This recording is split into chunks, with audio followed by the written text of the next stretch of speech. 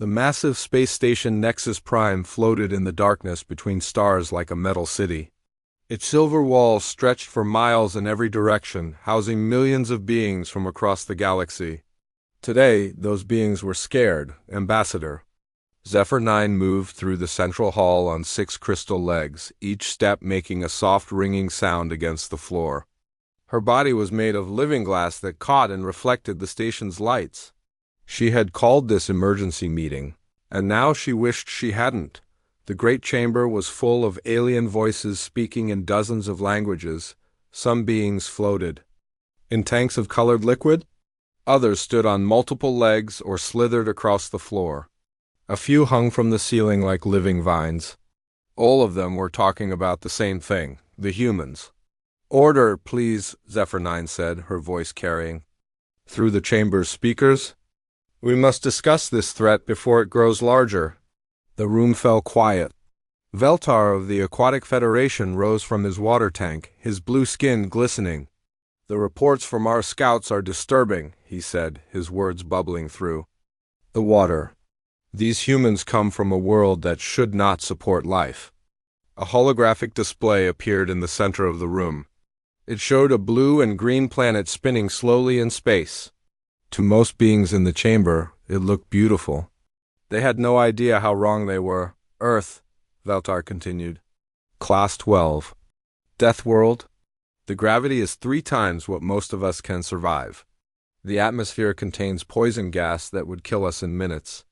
The weather patterns create storms that could destroy our cities." The display zoomed in to show images from Earth's surface. Lightning split the sky in violent patterns.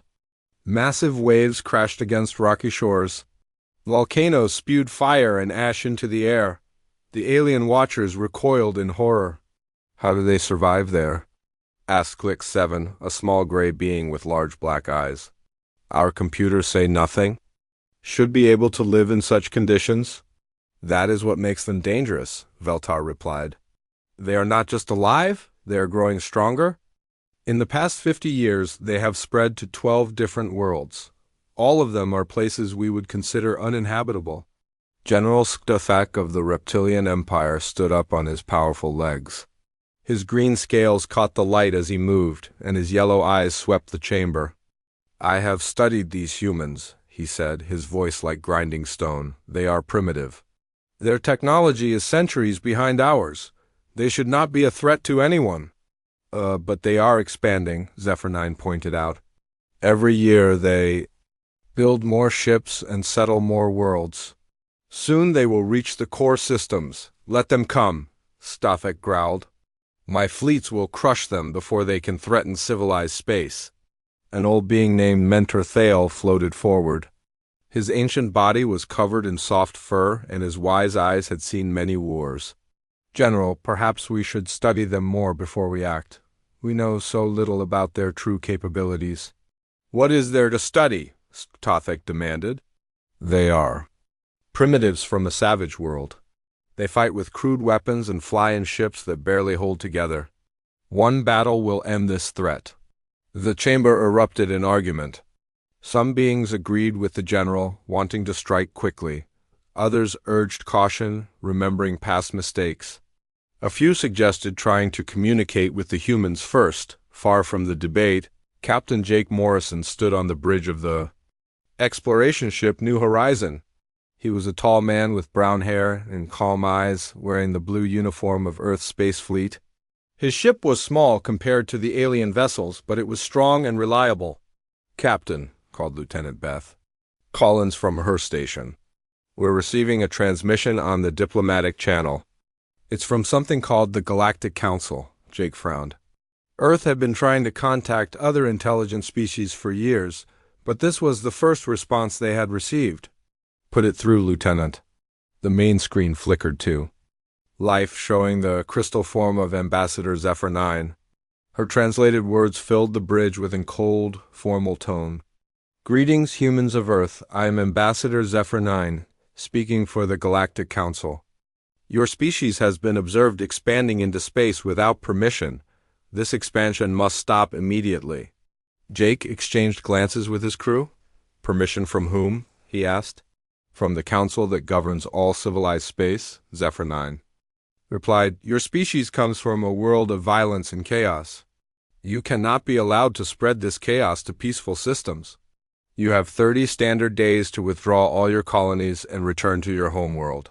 If you refuse military, action will be taken." The transmission ended, leaving Jake and his crew staring at a blank screen. For a long moment, no one spoke. "Captain," Lieutenant Collins said quietly, "did they just threaten to attack us?" "It sounds like it," Jake replied. "Send a message to Earth Command immediately. Tell them we need to talk to Admiral Carter right away." Back on Nexus Prime, the Galactic Council continued their debate. General Stothak had convinced most of the military representatives that action was necessary. They began planning the largest fleet in galactic history. "We will send 12 fleets," Stothak announced.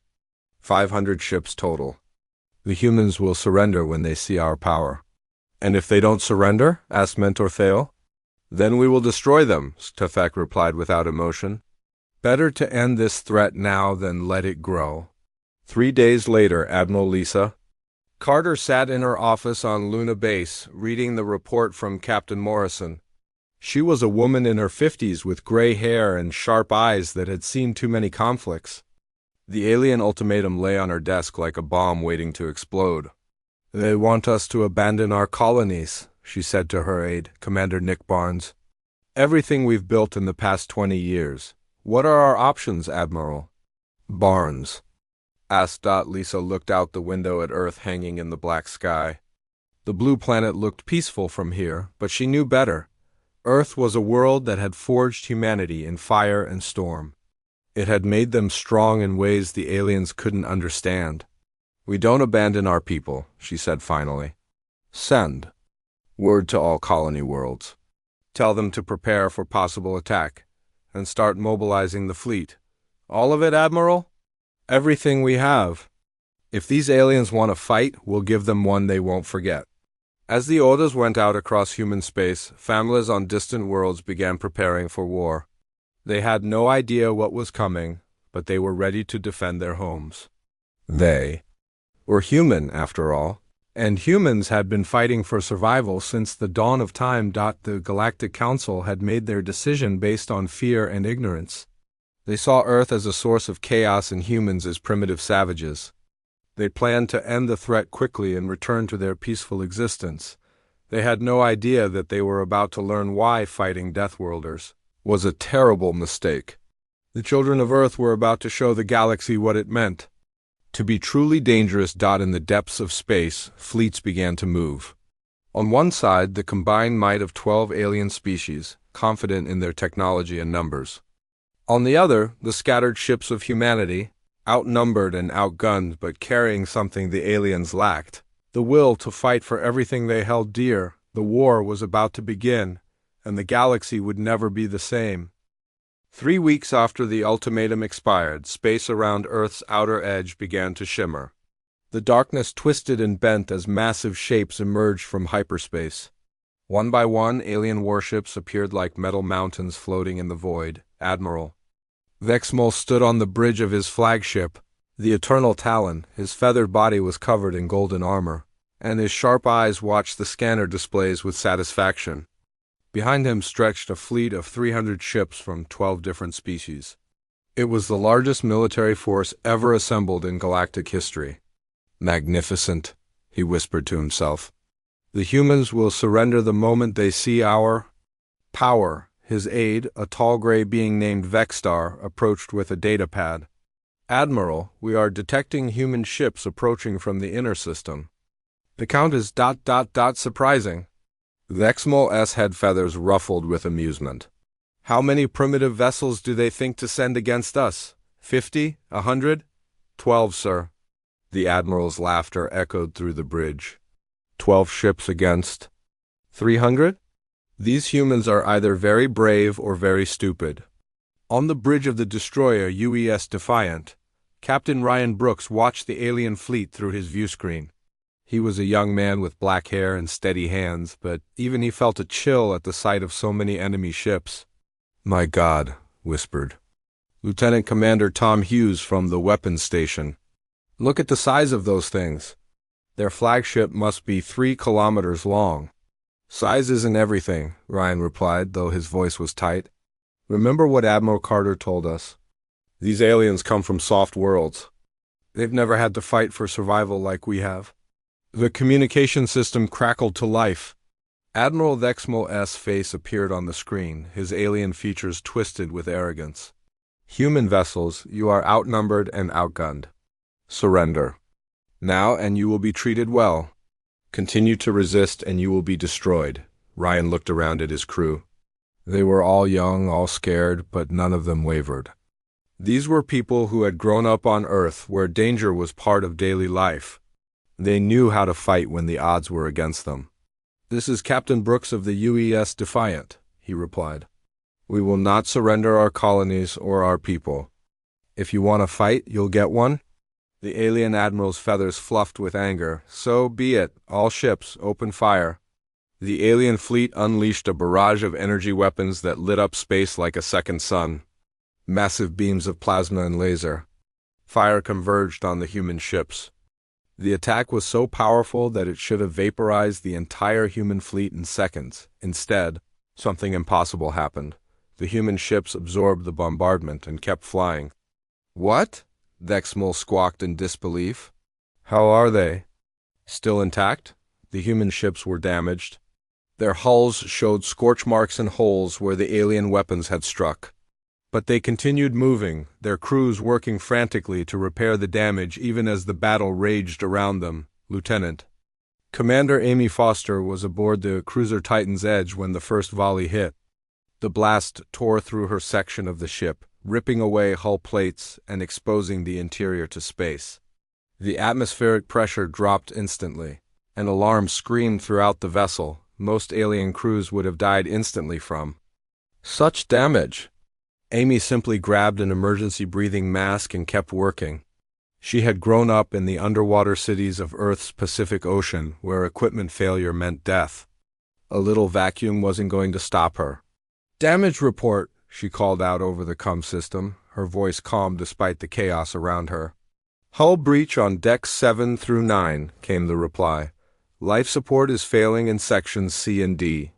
Seal the damaged sections and reroute power to the backup systems," Amy ordered. "And somebody get me a pressure suit. I'm going outside to fix the sensor array." The alien fleet commanders watched in horror as the human ships not only survived their attack, but began returning fire. Human weapons were crude compared to alien technology, but they were designed to work in the hostile environment around Earth. They were built to be simple, reliable, and devastating. The first human torpedo struck the crystalline cruiser, Eternal Light.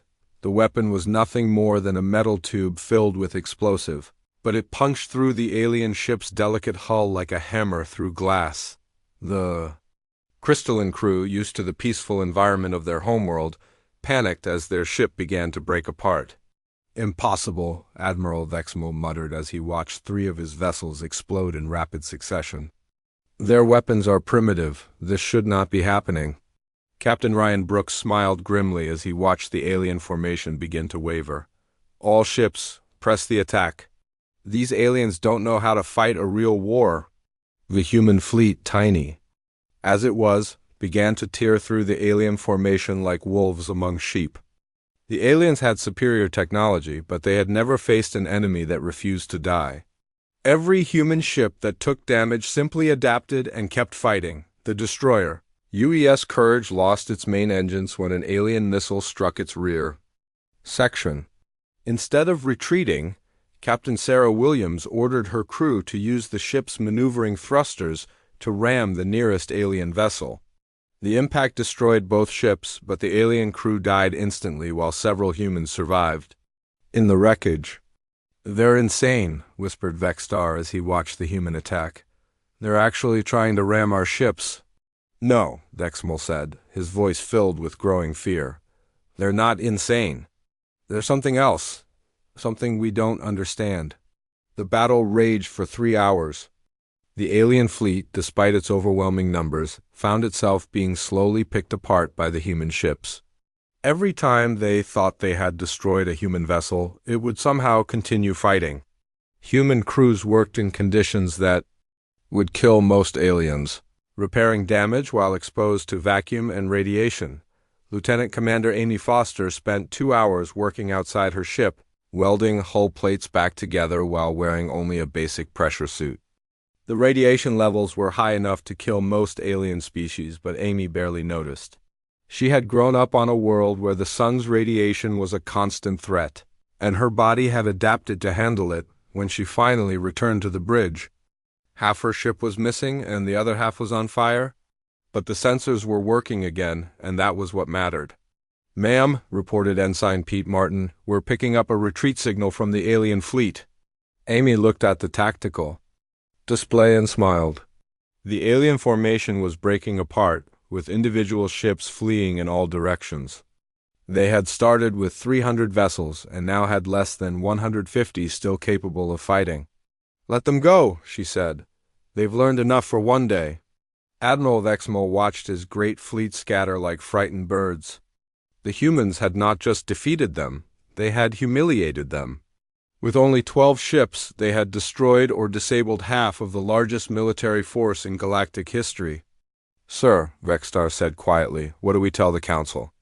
Vexmal stared at the view screen, where the human ships were regrouping around their wounded. Even now, after the alien retreat, human crews were working to repair their vessels. They moved with the efficiency of beings who had faced death many times before.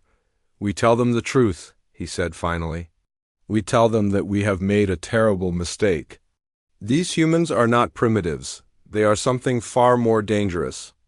As the alien fleet limped back toward Nexus Prime, the human crews began the long process of counting their losses. 3 ships had been destroyed, but most of their crews had survived.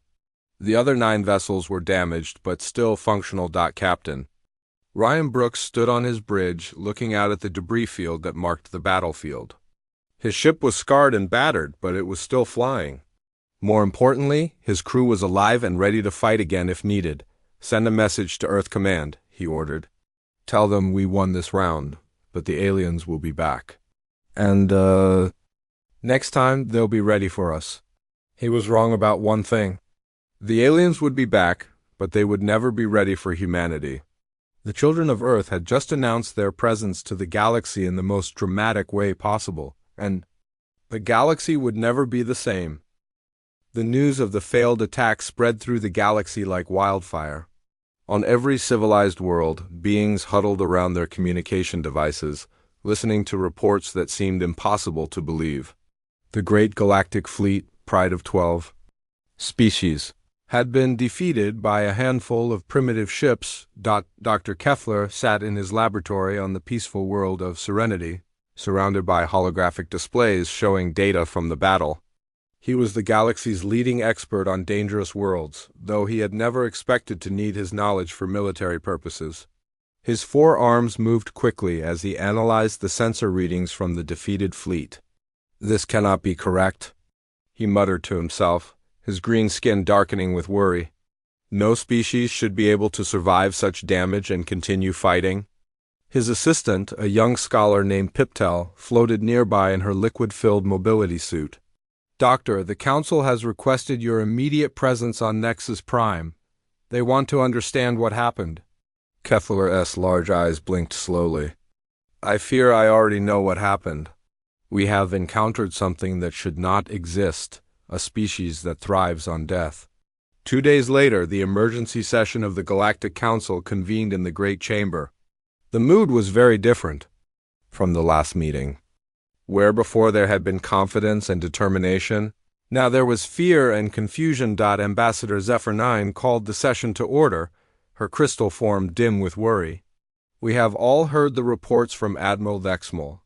Before we decide our next course of action, we must understand what we are truly facing. Dr. Keffler will brief us on his findings." The elderly scientist moved to the center of the chamber, his movements slow and deliberate. The holographic display activated, showing the blue-green world called Earth spinning in the darkness. "Fellow beings," he began, his voice heavy with dread, I have studied the human's homeworld for the past week. What I have discovered should terrify us all. The display zoomed in on Earth's surface, showing images that made the assembled aliens recoil in horror. Massive storms covered continents, with winds that could tear apart their strongest buildings. Lightning strikes that contained more energy than their weapons.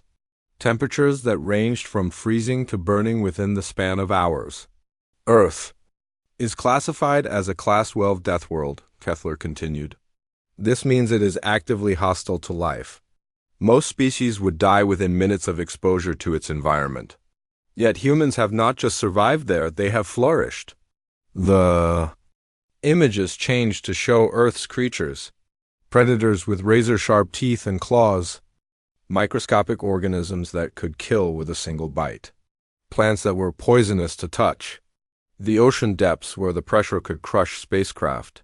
For millions of years, Kethler explained, humans have been locked in a constant battle. For survival, everything on their world is designed to kill. The weather, the animals, the very ground they walk on. To survive, they had to become something that no civilized species has ever encountered.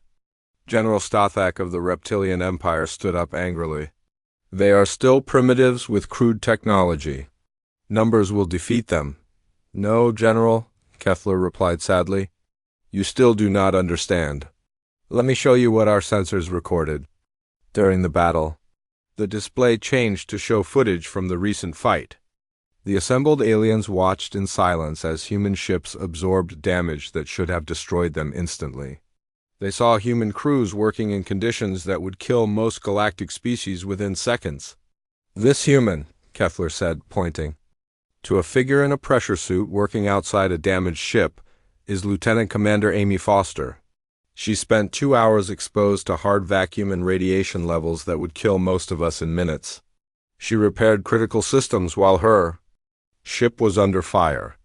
When she returned to duty, she had been exposed to enough radiation to kill a crystalline warrior 10 times over.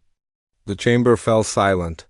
Even General Stathak seemed shaken by what he was seeing. Their ships are built to survive in the hostile environment around Earth, Kethler continued. They are designed to withstand atmospheric pressure, corrosive gases, and electromagnetic storms. What we consider devastating weapons are merely inconveniences to them. The display showed more footage of human crews working calmly while their ships were being torn apart around them. They moved with the efficiency of beings who had faced death so many times that it no longer frightened them. Most disturbing of all, Kethler said, is their psychological makeup. Humans do not just survive under extreme stress, they perform better. Their bodies produce chemicals that enhance their abilities when they are in danger. They become stronger, faster, and more focused when they are fighting for their lives. To demonstrate this point, the display showed Captain Steve Mitchell, who had recently visited Harmony Station for diplomatic talks.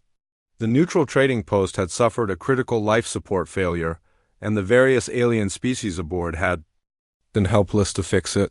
The toxic atmosphere and extreme temperatures made repairs impossible for normal beings. Mitchell had put on a basic environmental suit and worked for 18 hours straight in conditions that would have killed most of the station's inhabitants.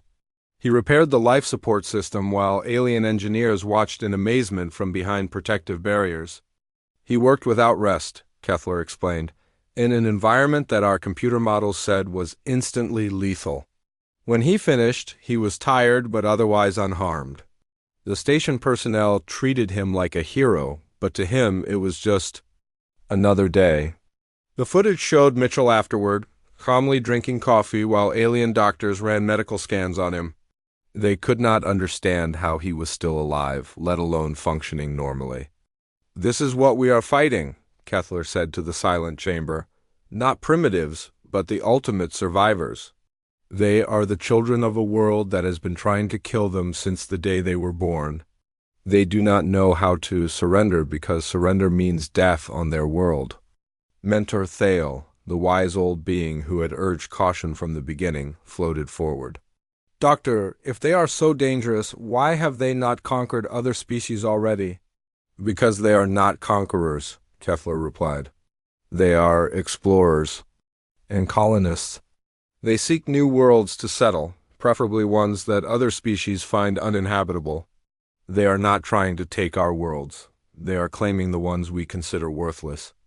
The display showed images of human colonies on worlds that the galaxy had written off as uninhabitable.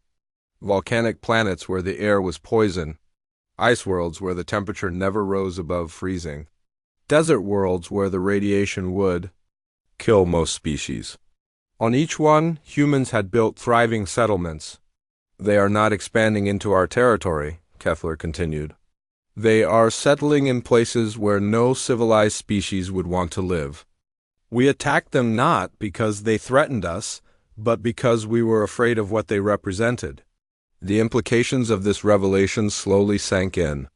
The great military action that was supposed to protect the galaxy had been based on fear and misunderstanding. The humans were not invaders. They were refugees from a world so dangerous that they found the galaxy's deadliest planets comfortable. So what do we do now? Asked Ambassador Zephyr 9. General Skithethek rose from his seat, his scales flushed with anger. We gather a larger fleet. We outnumber them 1,000 to 1. Even Deathworlders can be overwhelmed by sheer numbers. Can they? Kefler asked quietly. General, let me ask you something. How many of your warriors would be willing to fight in the vacuum of space without environmental suits? How many could work calmly while their ship was being destroyed around them? The general said nothing, but his silence was answer enough. We have made a terrible mistake, Kefler continued. We declared war on a species that has spent millions of years learning how to survive against impossible odds. Every battle we fight will only make them stronger. Every ship we send against them will teach them something new about how to fight us. The chamber erupted in arguments. Some beings wanted to continue the war, convinced that superior technology would eventually win. Others urged immediate peace. Negotiations? A few suggested evacuating the border regions and letting the humans have whatever worlds they wanted, but in the depths of space, human ships were already moving. The victory at Earth had given them confidence, and they were no longer content to simply defend their colonies. They were going to show the galaxy exactly what it meant to fight the children of Earth. The war that was supposed to end quickly was about to become something far more terrible than anyone had imagined. The galaxy was about to learn that attacking Deathworlders was not just a mistake, it was a disaster that would change everything. General Stathak refused to accept defeat. 2 months after the disaster at Earth, he stood before the Galactic Council with a new plan. His yellow eyes burned with determination as he addressed the assembly. The first attack failed because we underestimated the humans, he admitted. But I have learned from our mistakes. This time we will not attack their homeworld. We will strike at their colonies while they are weak and scattered. The holographic display showed the human settlement on Zarian Prime, a volcanic world at the edge of human space. The planet was a hellscape of molten rock and poisonous gases, exactly the kind of place humans seem to love. Zarian Prime has only 5,000 colonists, Stathak continued. They have no military fleet, just a few converted mining ships and a small marine garrison. We will demonstrate our power by destroying this colony completely. Ambassador Zephyr 9's crystal form flickered with doubt. General, after what Dr. Kefler told us about Deathworlders, perhaps we should reconsider this course of action. The doctor is an old fool who has been frightened by ghost stories, Stathak replied. These humans may be tough, but they are still flesh and blood. Enough firepower will kill anything. 3 days later, a combined fleet of 300 ships dropped out of hyperspace around Zarian Prime. The massive armada was led by Admiral Hexton of the Crystalline Hegemony, chosen for his reputation as a ruthless commander. This time, the aliens were taking no chances on the surface of Zarian Prime. Colonel Danny Parks received the warning from the orbital sensors. He was a stocky man with graying hair who had served in Earth's military for 20 years. He stood in the command center of New Olympia, the main human settlement, and looked at the tactical display with calm eyes. How many ships? He asked his communications officer, Sergeant Lisa Kane. 300, sir. All different classes, but the computer estimates they could glass the entire planet. Danny nodded slowly. Send word to all settlements. Execute plan. Volcano, and get me a direct line to Admiral Carter on Earth. Within minutes, the human colonists began moving with practiced efficiency. This was not their first time facing impossible odds, and they had prepared for this day since the colony was founded. Children and non-combatants moved into the deep shelters carved into the planet's bedrock. Everyone else grabbed their weapons and took their assigned positions. The aliens expected to find a terrified population, begging for mercy. Instead, they discovered that the humans had turned their entire world into a fortress. Admiral Hexton watched from his flagship as the bombardment began. Massive energy beams struck the planet's surface, vaporizing rock and creating new lakes of lava. Any normal colony would have been wiped out in minutes. Sir, reported his aide, a tall, blue-skinned being named Velcrin, the human settlements are not responding to our attacks. Our sensors show they have moved underground. Then we dig them out, Hexton replied.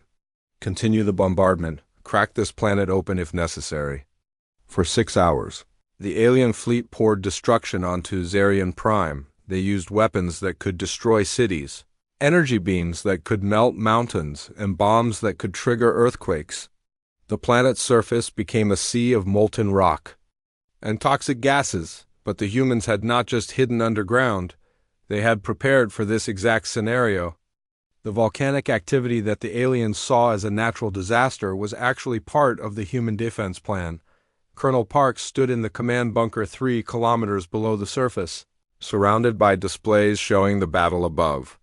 The bunker was built into solid rock and designed to survive direct hits from nuclear weapons.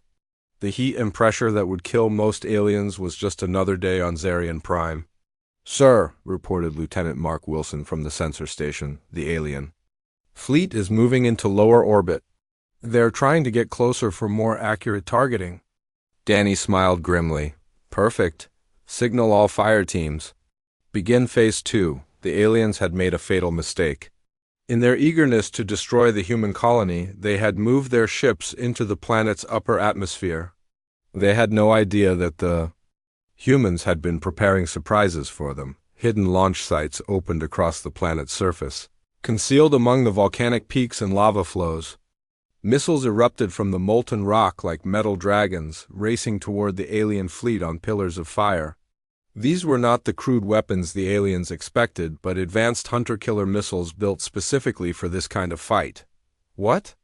Admiral Hexton squawked as his flagship shuddered under impact. Where did those come from? The answer came from Private Helen Gray, a young woman who had spent the last 8 hours hiding in a camouflaged bunker on the planet's surface. Her position had been buried under tons of debris during the bombardment, but she had continued to guide missiles to their targets using a handheld targeting laser. She lay trapped in a space barely large enough for her body, breathing recycled air and surrounded by red-hot rock. The temperature was high enough to cook most aliens alive, but Helen had grown up in the desert cities of North Africa. Heat was nothing new to her. Target acquired, she whispered into her radio, painting an alien cruiser with her laser. Fire. For effect. 3 missiles slammed into the cruiser's hull, punching through its delicate armor like bullets through paper. The ship broke apart in a shower of sparks and debris across the planet. Similar scenes played out as human defenders emerged from hiding places that should have been uninhabitable. They fought from positions in active lava flows, from caves filled with poisonous gases, and from bunkers that had been crushed under falling mountains. The alien fleet found itself under attack from an enemy that seemed to be part of the planet itself.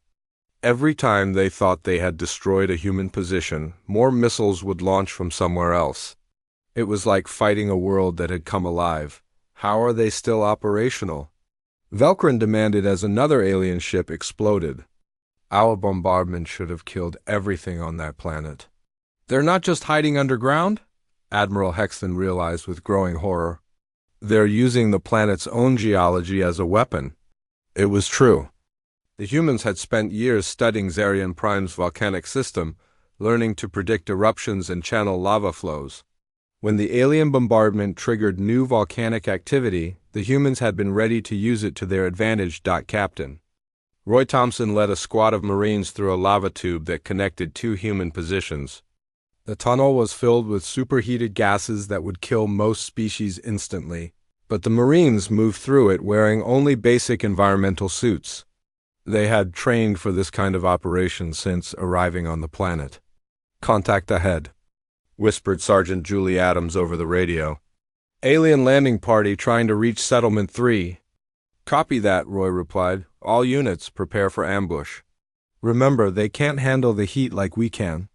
The alien ground troops were from the Aquatic Federation, chosen because their equipment was supposed to be more resistant to extreme environments. They moved slowly across the volcanic landscape, their bulky environmental suits making them clumsy and vulnerable. The humans struck from concealment, emerging from lava tubes and hidden bunkers like ghosts made of fire. The battle was brief and one-sided. The aliens, weighed down by their protective gear and struggling to breathe in the toxic atmosphere, were no match for humans who moved through the hellscape like it was their natural habitat. Within 12 hours of the attack beginning, the alien fleet was retreating in disorder. They had lost over 100 ships to an enemy they couldn't even see most of the time. The humans had turned their entire world into a weapon, using the planet's own deadly nature against their attackers. Colonel Parks stood in his command bunker, watching the alien ships flee on his tactical display. His forces had suffered casualties, but the colony survived. More importantly, they had sent a message to the galaxy that would be heard on every civilized world. "Sir," Sergeant Kane reported, "we're receiving a transmission from Admiral Carter. She wants a full battle report." "Tell the Admiral that Zarian Prime is still ours," Danny replied. "And tell her that these aliens have no idea what they've gotten themselves into." As news of the second defeat spread through the galaxy, the mood on Nexus Prime grew desperate. The Galactic Council faced the terrible realization that their military might was useless against an enemy that thrived in conditions that would kill their own forces. Dr. Kethler sat in his laboratory, analyzing the battle data from Zarian Prime. His worst fears were being confirmed. The humans were not just surviving the alien attacks, they were getting stronger with each battle. They were learning, adapting, and turning every assault into a training exercise. "We have awakened something terrible," he whispered to himself. "We have taught the Deathworlders that we are their enemies, and now they are coming for us." In the depths of space, human ships were indeed moving. The defensive victories had given humanity confidence and purpose. They were no longer content to simply protect their colonies. It was time to carry the fight to those who had threatened their people. The galaxy was about to discover what happened when you made the children of Earth truly angry. 6 months had passed since the war began, and the galaxy was changing in ways no one had expected. The Galactic Council sat in emergency session once again, but this time the Great Chamber felt cold and empty. Many species had withdrawn their representatives. Too frightened to continue the conflict. Dr. Kethler stood before the remaining council members, his old body trembling with exhaustion. He had spent weeks analyzing reports from across the galaxy, and what he had discovered was worse than his darkest fears. "Fellow beings," he began, his voice heavy with dread, "I must report that the humans are not just surviving our attacks. They are growing stronger with each battle. Every ship we send against them teaches them something new. Every weapon we use becomes part of their knowledge." The holographic display showed images from recent battles. Human ships now carried weapons that looked suspiciously similar to alien technology, but modified in ways that made them more deadly. Human soldiers wore armor that combined the best features of equipment from a dozen different species. "They are learning from us," Kethler continued. "More than that, they are improving on our designs. A human engineer can take our most advanced weapon and make it work better in their harsh environment." General Stathis slammed his clawed hand on his chair. "This is impossible. They are primitives. How can they understand technology that took U.S. centuries to develop? Because they had to, Dr. Kethler replied sadly. On their death world, anything that does not work perfectly will kill you. They have learned to fix, improve, and adapt everything they touch. It is not intelligence, General, it is survival.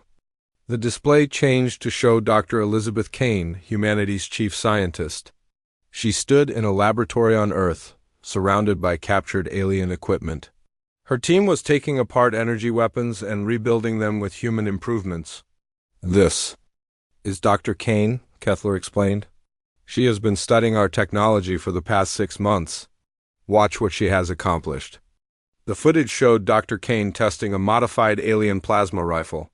The original weapon could fire 20 shots before overheating.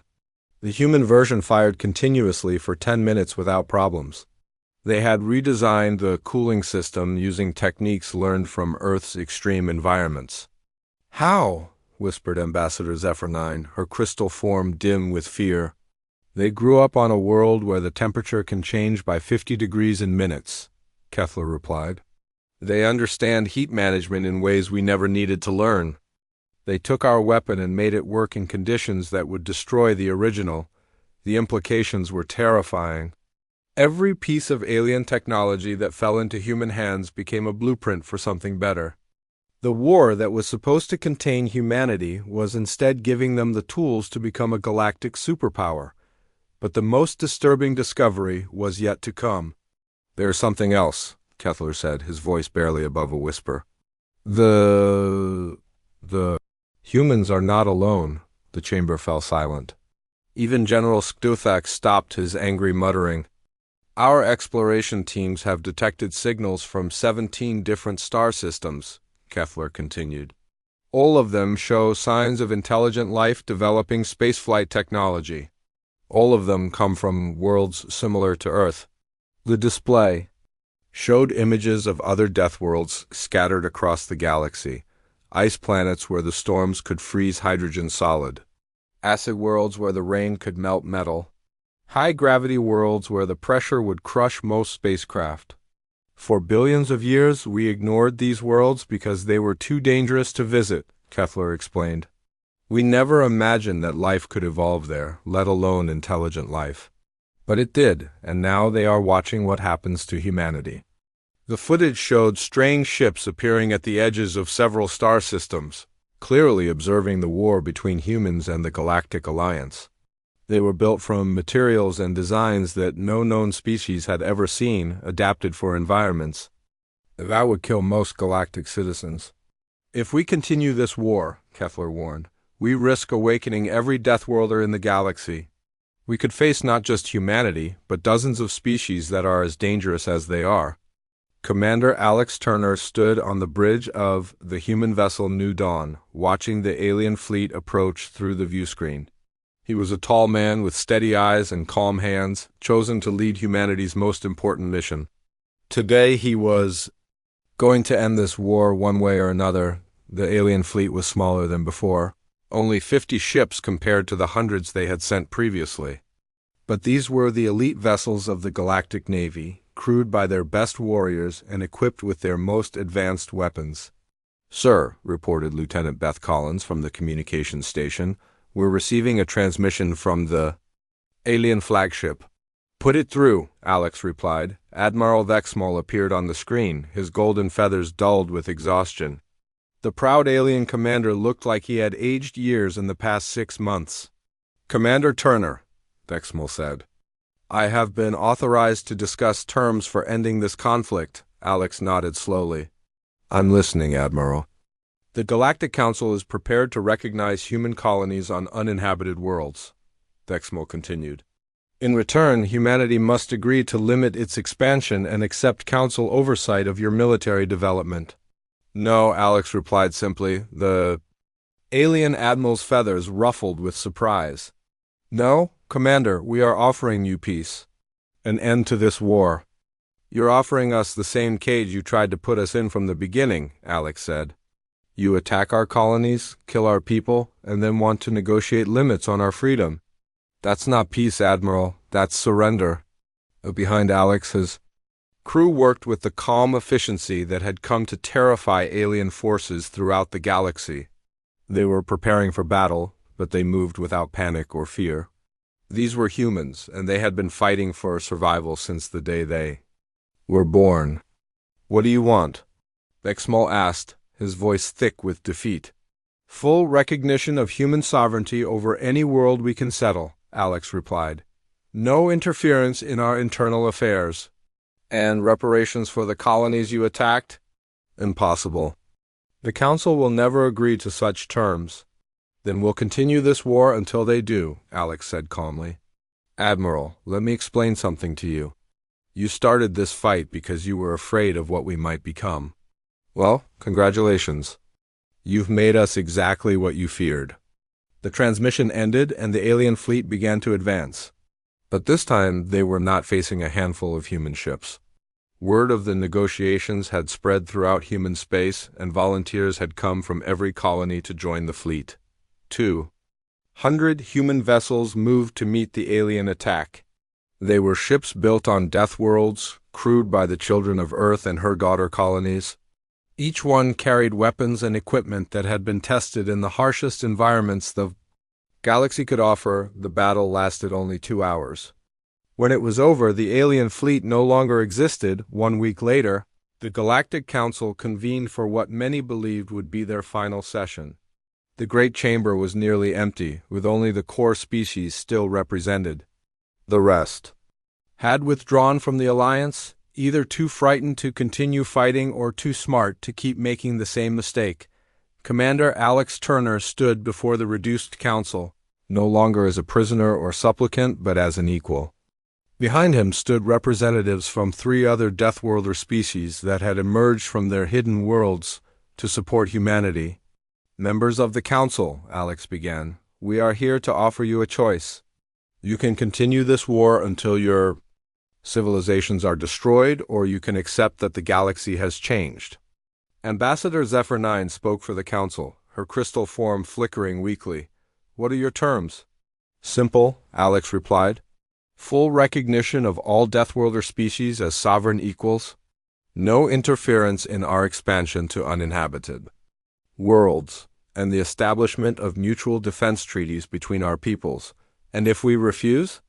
Alex gestured to his companions, beings from worlds so hostile that their very presence made the council members uncomfortable. "Then you'll discover what happens when all the Deathworlders unite against a common enemy." The vote was unanimous. The war was over. Dr. Kethler sat in his laboratory, watching the peace ceremony on his communication screen. Humans and aliens stood together on Nexus Prime, signing treaties that would reshape the galaxy forever. "We were so afraid of what they might become," he said to his assistant, "that we forced them to become exactly that." On the screen, Commander Turner shook hands with Ambassador Zephyr 9. It was a gesture of peace, but also a reminder. The humans were no longer the primitive species that had stumbled into galactic society. They were something new, something that their galaxy had never seen before. They were survivors who had become protectors, explorers who had become warriors, and victims who had become victors. They were the children of Earth, and they had shown the galaxy that fighting Deathworlders was indeed a terrible mistake. The galaxy would never be the same. But perhaps that was not such a bad thing. After all, when the next great threat emerged from the darkness between stars, it would face not just the civilized species of the galactic core, but the defenders who had learned to thrive where others could only die. The Deathworlders had come home, and the galaxy was safer because of it.